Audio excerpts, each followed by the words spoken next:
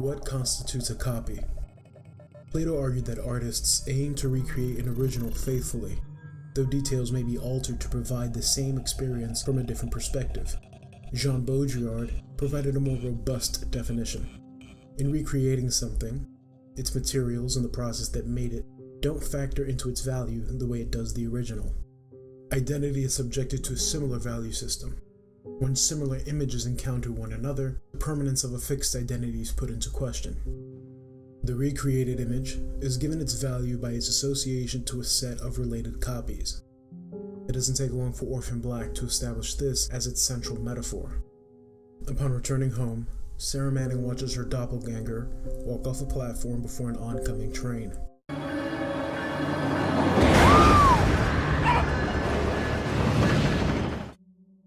Beth, who just committed suicide, is one of the many clones Sarah will meet, but this chance encounter contains most of what's needed to present the simulacra metaphor as it relates to identity. As soon as she arrives, Sarah's first priority is to call her mother, and the combative exchange that follows confirms her fixed identity as that of a rebellious daughter. Hello? Then her perception of reality is challenged when Sarah sees Beth. Despite their clear physical similarities, attention is drawn to their differences in appearance and disposition. Yet the camera eliminates any doubt about their shared genetic profile before the suicide. And finally, confronted by this challenge to her reality, Sarah decides to defend her fixed identity by stealing from Beth. Embracing the inauthentic self is a common starting position due to the thrownness with which people enter life. As covered in Martin Heidegger's Being and Time, in order for an individual to leave their inauthentic self and come to an authentic self, they must first locate a state of being, which is instrumental in distinguishing between the two and comprehending the interconnectedness inherent in nature. Look, so this spiral, this is the golden ratio, and it's a mathematical pattern that just repeats itself in nature, in flower petals and honeybees and, you know, the stars in the galaxy and in every molecule of our DNA. God, we're so different, all of us. Yeah. In this state, an individual can move beyond false constructs, like that of a fixed identity that's defined from without, and live an authentic existence that's defined from within. But before one can progress to that point, there are obstacles to overcome. To better understand the search for the authentic, we must look to some of the systems in control of this setting. Topside, an enigmatic corporation in control of the Dyad Institute and the United States military, ran projects Leda and Castor, which created Sarah and her sisters, and their brothers respectively. A third organization, the Christian fundamentalist sect, the Proletheans, influenced one clone of either gender. These systems are all simulacra, in that they are recreations of actual systems that are divorced from their intended representations as the viewers understand them. Topside is a corporation, an entity responsible for creating products of value, yet their creations are defective. The military promotes security and order, yet their ranks are insecure, their soldiers dysfunctional, and the Proletheans glorify nature. I believe my friend is asking for free-range eggs. Undomesticated. No free range, no free run, just normal eggs. And they're not normal. Yet they are willing to manipulate the body through invasive procedures, if it can fulfill God's commandment to reproduce. Science fiction has a long tradition of using these systems as villains, due to their inherent propensity to promote inauthenticity, which translates to control of the individual. Topside is the embodiment of this criticism. They are foremost in claiming the Leda clones as their own, using them for the purposes of their experiments and claiming ownership of their bodies. This domination of their biology attempts to invalidate the individuality of each Leda clone by presenting them with some uniformity they are expected to adhere to. In fact, subjects becoming self-aware, noticing the inauthenticity of their lives, is what calls Topside to step forward and manage them before they can drift towards the authentic and away from control. This claim of ownership is not something that's embraced by the sisters, who have decided to break free after becoming aware of the falsity in this system. Yeah? Sarah, you can't make a deal. Why not? Any freedom they promise is bullshit. That synthetic sequence, the barcode I told you about, It's a patent. We're property. our bodies, our biology, Everything we are, everything we become, belongs to them. On their own, drifting away from Topside, Sarah and her sisters develop a need for their own family and construct their own heterotopias, places where the analysis of their bodies and discovery of identities can be processed in environments removed from the hegemonies that have claimed them. This includes phrasing and ritual unique to them. just one, I'm a few, no family, two, who am I?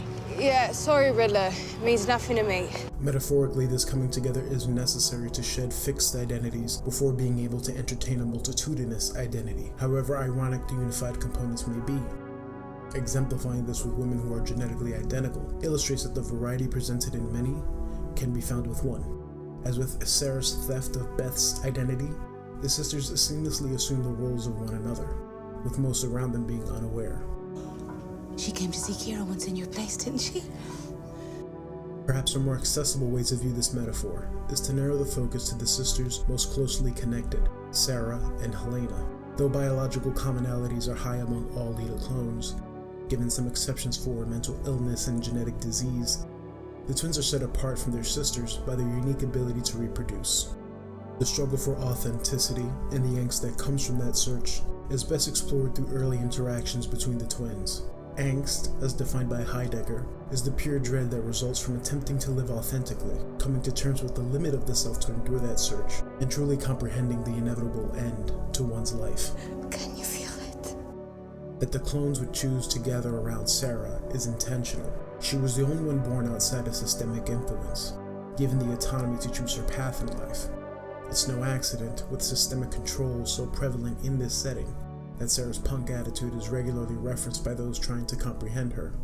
First you screw me wild for the first time in months, and then you don't even call me to tell me that you're out all night? And why are you suddenly dressing like a punk rock hoe? Say again?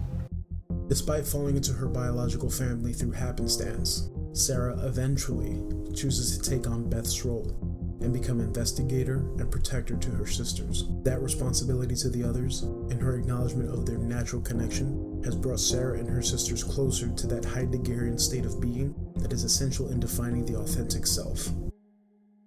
Opposite Sarah, Helena, raised by the Proletheans, knew nothing but systemic control. Indoctrinated early on with a fundamentalist interpretation of Christianity led her to believe that she was anointed by God to eliminate these demonic scientific abominations. Acting in accordance with the hegemony that she lives under is met with warmth and favor, while failure is met with punishment that does not bend to sympathy, but requires penance to confirm obedience. To Helena, the clones are without souls, without a fixed identity. Killing them carries no consequence because it pleases God. This reinforces Helena as defined from without, by removing these incompatible sisters who would distort the reading of herself. The others bore copies of God's image of human beings. But not you. You're special.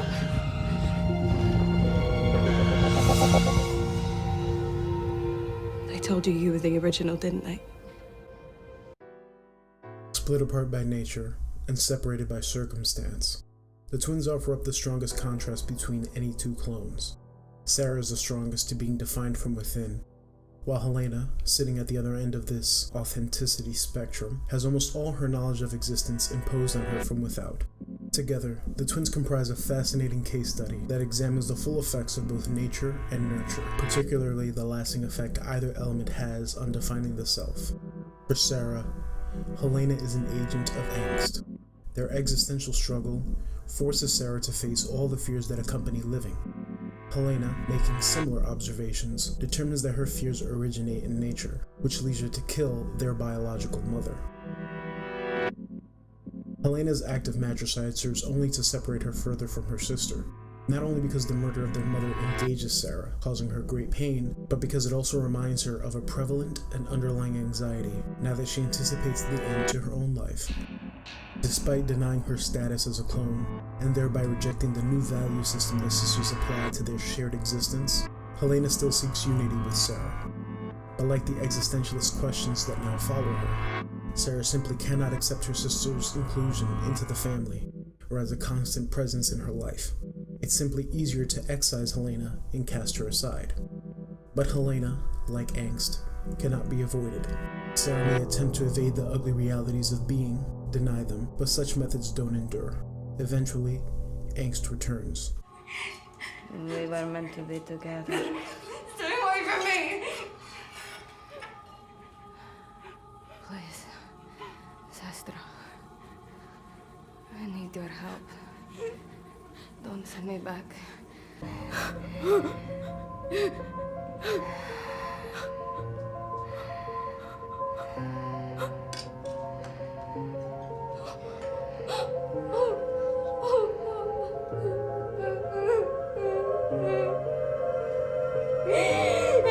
In accepting Helena, and thereby learning to process angst, Sarah comes to understand that even this defective component has a place among these multitudes.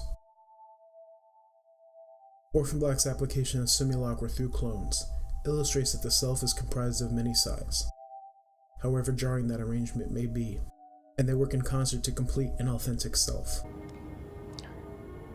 Can't do this without you, Kasima. But this can only be achieved when the individual is willing to divorce hegemonic systems that attempt to define them and tailor their relationships to reality.